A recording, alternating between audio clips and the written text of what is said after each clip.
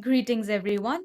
On behalf of Thinknyx Technologies, I'm thrilled to have you join us for yet another captivating video tutorial about Helm.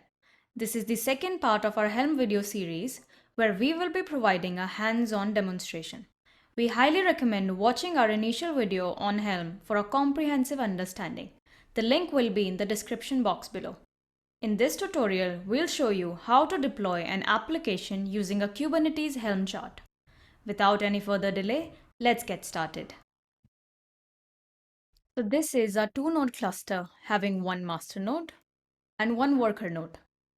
To install Helm, we need to download the Helm installer script from the official Helm GitHub repository. Now, we make the installer script executable by giving it appropriate permission. And then, we finally run the script. Helm is now installed on our system. We can check the version by running helm version command. The current version of Helm installed on our system is version 3.13.1. To create a Helm chart, we run helm create space my-chart. We see the chart is created here. To see the directory structure inside our Helm chart, we can run tree space -my-chart. Here under the directory structure, the charts directory is used to store dependency charts required by the main chart. Chart.yaml is a metadata file for Helm charts containing information such as name, version, and dependencies, facilitating chart management and sharing. The templates directory is designed for storing Kubernetes manifest templates that define the structure and configuration of the deployed resources. Now let's go into the template directory to see the default service and deployment YAMLs.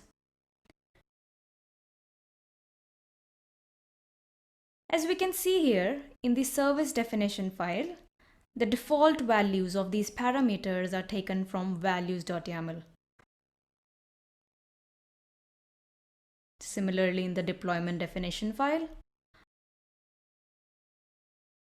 all the parameters like repository name and tag are taken from the values.yaml file.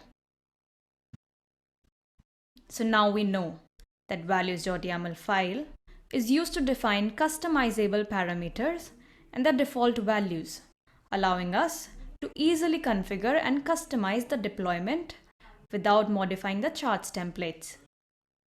Here, we can customize the default values in values.yaml. For example, the replica count. Let's change it. And then the name of our application repository and the tag.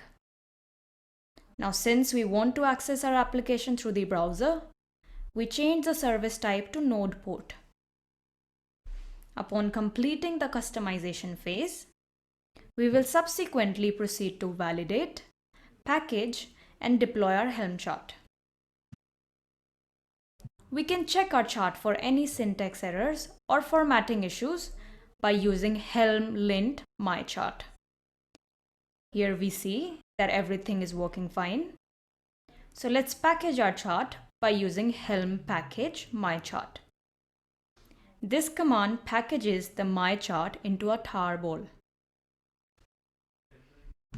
Now we can deploy our application by installing this chart. By running the command helm install space release name, whatever the release we want to give. Here we are giving my-release space the chart. Here we can get the application URL by running the following commands. Now we want to access our application through the browser by using this URL. Here we are using a public IP. We can see everything is working great and we are able to access our application. So that wraps up today's tutorial. If you found it helpful, don't forget to hit the like button and subscribe for more. Until then, happy helming.